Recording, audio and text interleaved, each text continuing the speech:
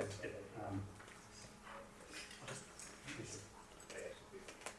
yes, welcome. That's a hard act to follow. Good, so I want to start from the idea that free will is really part of our way of life. We assume it when we think about our own lives, the way we understand ourselves. We assume it in our relationships to other people. It's assumed in many institutions that we have in our society. But there's always been some people, artists, philosophers, theologians, ordinary people who've been skeptical about free will, who think that free will is more like an illusion. And we might ask, well, why do they think that? Why are so many people skeptical about free will? And the answer you often hear is something like this. They think that a thesis called determinism is true, and then they think that free will is not compatible. You can't have a free will if determinism is true, and therefore we don't have a free will. Now, that argument is not completely wrong. That is, for many people, a good reason to think that we don't have a free will, but it's not a complete answer. So I wanted today mainly to sort of fill out the gaps of that argument and make you see what the argument is. So I'll be discussing what I call the master argument. Let me just put it here on the screen. One thing to say is, I put my hand up, I do believe in free will. So I'm presenting this argument as a sort of devil's advocate. It's not my argument. I don't want you to convince you of this argument, but I just want you to get to think about this argument. The argument has three premises. So the first premise is either determinism is true or it's not true. Either determinism or indeterminism is true. First premise. Second premise is, if determinism is true, we don't have a free will. Third premise, if indeterminism is true, we don't have a free will. And so conclusion is, either way, we don't have a free will. That's the argument we'll be discussing today. What I want to do next is, I want to say something about the key concepts in that argument. So I want to say something about free will, and I want to say something about determinism, what that means. And then I'm going to go through the second and the third premise. That's kind of the shape of today's talk. Everyone okay so far? Good. So free will. Right, so most people think intuitively that having a free will requires you to have two things. And this is something that we're going to illustrate very much with simple everyday examples. And the example I like to use is if you go to a cafe. So before this talk I went to Starbucks. Not a good place, please don't go. So at the Starbucks, what happens is that there's a list of things that you can choose from. And so we might think that these things that we can choose from are options that are available for you. Options that you can choose between. So that's the first condition for having free will, is that you have some options between which you can choose. The second thing that we think that is needed for having a free will is that it's up to you which one of these you choose. So two conditions for having a free will intuitively. You have open options available for you, and it's up to you which one you choose. Now, looking backwards, after I bought the drink I bought, what follows from this way of thinking about free will is that the thought that you could have chosen something else. You ended up freely choosing what you chose, but you could have gone for a different drink. That's called the principle of alternative possibilities. And so people think that if you have options freely available for you, and it's up to you which one you choose, then you have a free will. You have the ability to choose freely. That's the thought behind what free will and how free will is used and understood. Now, why does that matter? Why do we want to have a free will? Why is free will something worth wanting? One explanation for that is that a lot of people think that free will is very intimately connected to what's called moral responsibility. So we want to have a free will because we want ourselves and other people to be responsible for the things that they do. Now you might ask, well, what is moral responsibility? Difficult question. But the way to think about being morally responsible is that it's appropriate to praise or blame someone.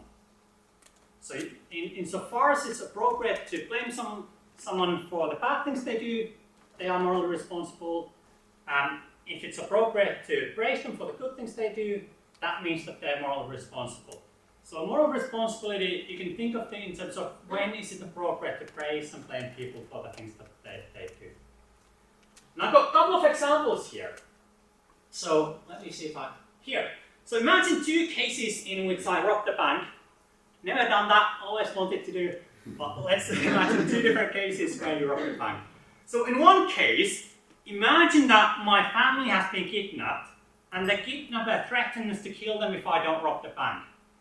So in that case, you might think that I didn't have any other alternative. I had to rob the bank. I couldn't choose freely between different alternatives. There's only one alternative for me. And because I was forced to rob the bank, we might think that even if I do so, it's not appropriate to blame me for doing so, because I didn't choose it freely in that example. Another case, imagine I'm just a bad person.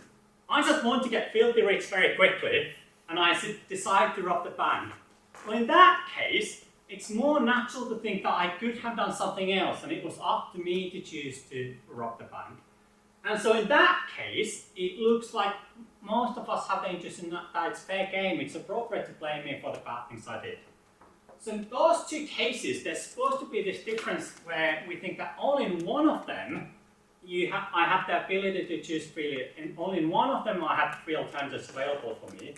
Whereas in the other one, those free options were taken away from me from the threat that the kidnapper made. And so it looks like, intuitively speaking, that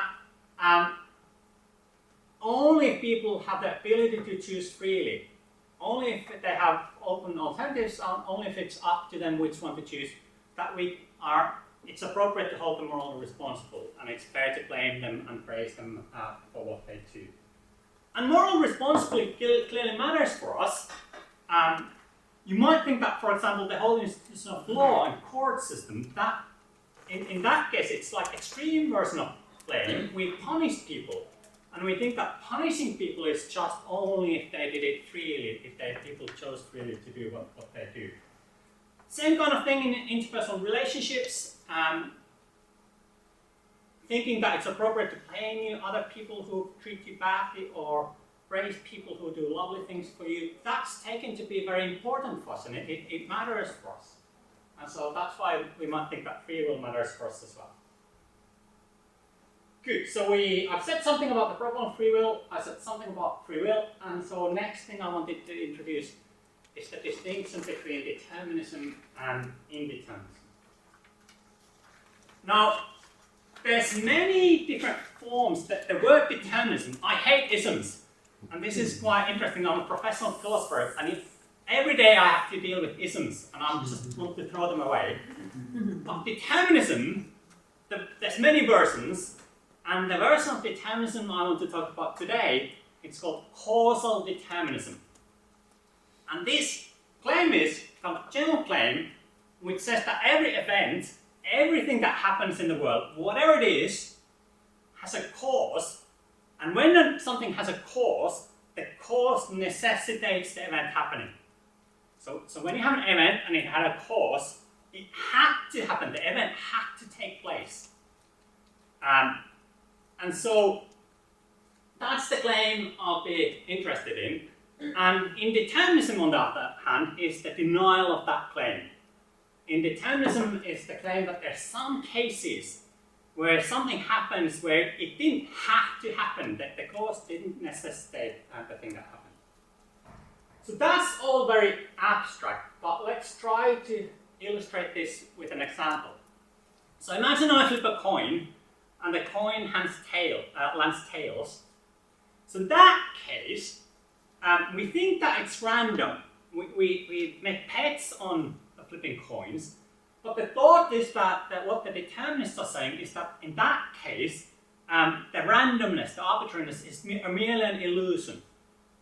So the thought is that before that event of the coin landing tails, there was another event, and the event might be me flipping the coin and gravity impacting it, and the cause might be quite complicated in that situation, and we don't exactly even know what the whole cause of that thing is.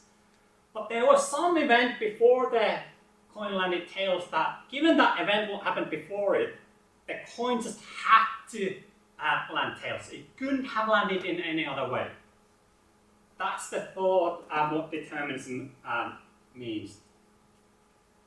Now, one thing about this is that these chains of causes and effects, they kind of go backwards to the very beginning of the universe. So if you take the initial state of the universe after the Big Bang, if there was a Big Bang, you take the first beginning of the universe and you take the laws of nature, the determinists think that everything after that, until the end of the universe, has to happen.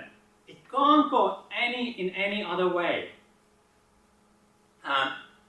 One nice illustration of this, maybe I think I have it on the next slide, is one way to think about this is with the thought experiment of God. We don't have to think here that God necessarily exists, but let's imagine just a thought experiment relying on the idea of God. So imagine God, because God is all-powerful, let's imagine that God has the ability to sort of rewind the world. So imagine right now, God can take the world back half an hour and then sort of let it go and everything happen again after that half an hour. So if determinism is true, no matter how many times God rewinds it back half an hour, everything will be now the same. It just keeps going. The same thing happens every time because it has to happen given how the world was half an hour before. Whereas if indeterminism is true, if there's things that are not caused by the prior events or necessitated by the prior events, when God rewinds it half an hour ago, sometimes one thing that happened, in some of these worlds when God lets go, this thing happens what's happening right now. But in some cases, I don't know, I have to go to the toilet quickly, or you missed the bus, or whatever. Like different things can happen in that thought experiment when it's kind of rewinded and rewinded and rewinded. Whereas if determinism is true, every time the same thing happens. That's, I think, quite a concrete way to think about what determinism and indeterminism is true. Now, which one of these claims is true? So is determinism is true or is indeterminism is true as a matter of fact in the world that we live in? I don't know. That's a really big question. That's a question that different people have different opinions. Even scientists disagree about that. As far as I know, that in physics, that the study of the most minute particles called quantum mechanics, I know a lot of you know about this. Scientists who study those things believe that indeterminism is true, that we can only give certain probabilities for how things happen, but we can't be certain. It's not fully determined what's going to happen. I don't know, like smart people disagree about that claim, so I don't know which way to go there. But the thing is to say is that for the argument that we're doing today, doesn't matter. It doesn't matter whether determinism or indeterminism is true. Both of these things turn out to be bad news for our ability to act for free will. Let's take a quick poll before I move on. How many think that determinism is true? How many determinists? Hands up. And how many indeterminists? 50-50. Quite nice. That's quite interesting. Is there a halfway house? Is there a semi-determinism? Yeah, so there is that. Or conditional determinism? There is, in the sense that, like, when you, in the quantum physics, in the sort of best theory of the universe we have at the moment, they don't think that things are completely arbitrary. So they think that some things are more likely than others, and we can give sort of probabilities for different things. And so that's a kind of a halfway house. Nothing's completely determined, nothing's completely arbitrary, but some things are just more likely to happen than others. So there's a range. Yeah. So at the moment they give some probability for a pink elephant appearing here, but that's a very small probability. But, yeah. Go ahead. Can I? Yes. Sorry, I'm just wondering about the difference. You were talking about laws of nature, and I'm thinking, what about human nature? Because with laws of nature, things might be more random, but with human nature, you've got human conditioning, and you've got intergenerational trauma, and you've got training, and you've got religious adherence and veganism and all sorts of things. And they determine our choice of free will. Yeah, so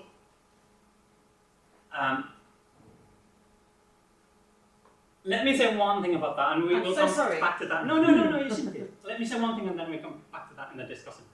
I think that people, just putting my devil's advocate hat on, I think that people who are determinists would say that what that illustrates is that when it comes to human choices, your decisions, the background conditions that the causes are hugely complicated. And so we can't know them, we can't know how character and your education and all of that affects what you decide in 5 minutes' time. And so maybe the best way to think about there is to think about how likely it makes certain choices. But underneath, they think that everything is governed by this like deterministic laws of nature. That's fine. It seems to us as if it would be not determined, but underneath it, the determinism side, it is determined. I guess that's. But let's go back to that. Yeah. Good. So, done those things. So next thing is, why is it the case that people are skeptical about free will if they believe in determinism?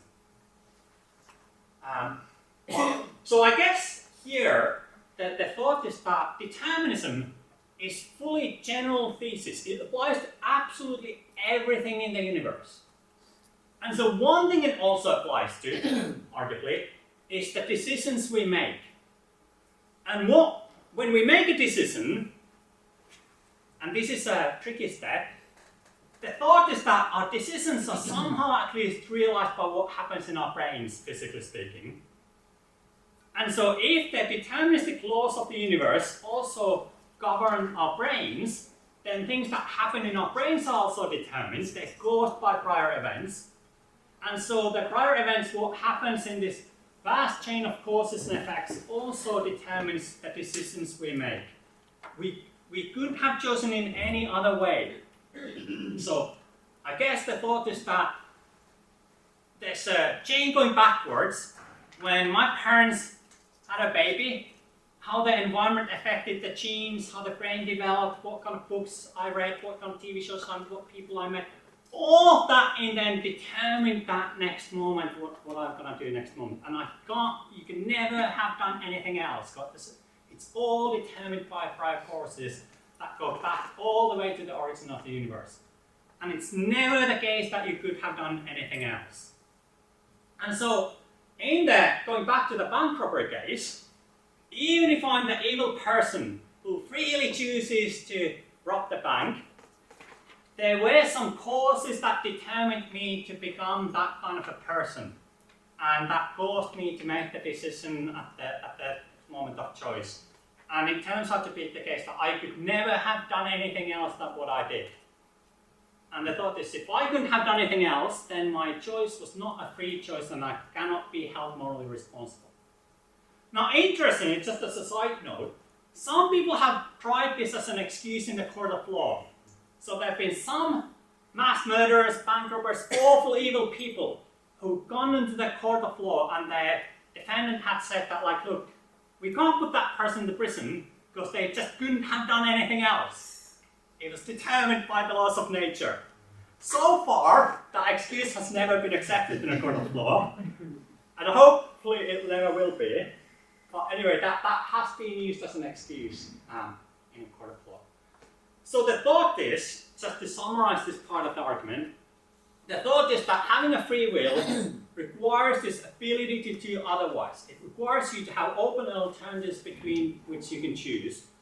And the claim is that determinism, the truth of this chain of causes and effects, takes away those alternative possibilities. And you never could have done anything else than what you did. So you're not choosing freely, you don't have moral responsibility, and you can't be blamed or praised for the things that you do. That's the kind of skeptical argument against free will. Finally, this last thing I wanted to say. So you might think that the response you might think in this case is that, well, that's true if determinism is true, but let's hope, for the sake of free will, and moral responsibility. Let's hope that indeterminism is true. And so if indeterminism is true, then maybe we could have had alternative possibilities. We are free to choose between different alternatives, and we're not determined to do the things that we do. And so maybe the hope many people have is that by defending indeterminism, we will at the same time rescue free will, and we can be morally responsible. And there's some hope for that, because as I said, the people who study physics and sciences think that there is some indeterminism in the world. And so you might hope that we do have free will and things are well. Now, one thing, hate to be the bearer of the bad news, not that easy. And so the crucial question here is, it looks like indeterminism, not being determined, is necessary for having a free will. It's necessary for being able to choose freely, being morally responsible. But the worry people have is that it's not sufficient. It's something that you need for having a free will, having alternative possibilities, but it's not enough for that purpose. We need something more as well. And the way to kind of illustrate this is, let's go back to the thought experiment we had where God sort of rewinds the world back a little bit. So imagine that, let's take the choice, the decision you make today to come to this event. So imagine that God keeps rewinding the world to a minute before you make that decision. Or I don't know, 10 seconds, 2 seconds before you make that decision. At the last moment, you make the decision, the world runs for 5 minutes, and God always keeps putting it back. That's the scenario that we're thinking about. Or you might think of the bank robbery case. Think of the situation, the exact moment when the bank robber makes the decision to rob the bank, and imagine that God always keeps putting the world back 2 seconds before that. What's the really good film where actually it happens? Groundhog Day. So that God rewinds it back to the morning when he wakes up. Think of that case. So if indeterminism is true, and you decided to come to this event, and God keeps rewinding it, the outcome of that, if indeterminism is true, that is that in a number of cases, say, I don't know, 50% or 70% cases, you always make the same decision to come to this event. But in 40% cases or 30% cases, you don't decide. Even if you're reasoning, the things that why you think it would be nice to go to this event are always the same. But in some cases, you just don't decide to come to this event. And so God keeps rewinding time back just before you make the decision. In some cases, you make the decision, come here. In some cases, you don't make the decision. Or the bank robber, when God rewinds just before the decision, in some cases, the bank robber decides to rob the bank. In some cases, he or she doesn't decide to rob the bank. So in that case, the worry many people have is that whether you make the decision that you want to make, becomes somewhat arbitrary. It becomes a matter of luck. It's not up to you. You lose that up to you-ness. In some cases, you decide to come here. In some cases, you don't decide to come here. But you can't influence it in any way. It's just a random happenstance which thing you decide to do. And so it's hard to think that in that case, how could you be responsible for the things that you do? So in the bank robber case, if the bank robber just happens to decide to rob the bank, but given the indeterminism just before, he could have just as easily decided not to rob the bank. How can we blame him for doing that? Because it wasn't under his control which of these decisions he was going to make. And so the worry is that this kind of indeterminism, randomness in the universe, takes away our ability to control the things that happen to us. It takes away our ability to control the decisions that we make. And that kind of randomness, it's not any better than being fully determined to do certain things. And so that's the argument. If determinism is true, we don't have the ability to choose otherwise. Whereas if indeterminism is true, it's not up to us which things we choose to do, which decisions we make. And so either way, it turns out that according to the skeptical argument, we don't have a free will. That's kind of the main reason why so many people are skeptical about us having a free will. Now, as I said in the beginning, I don't think that's a good argument. I think there are things that go wrong, there's steps that you can go wrong, there's things that you can criticize. I think it's more like food for thought. Though some people seriously do believe in that way. So kind of two questions when we get to the breakout rooms, a couple of questions that I wanted you to ask yourself and other people in your table. What goes wrong with that argument? What premise or what part of the reasoning do you want to reject? Where does it all fall apart? What kind of view about free will would you want to defend or accept instead? What alternatives are, if we don't like this view, what alternatives there are? And the last one is like, what would the world look like if it turns out that we don't have free will and we come to think that we don't have free will?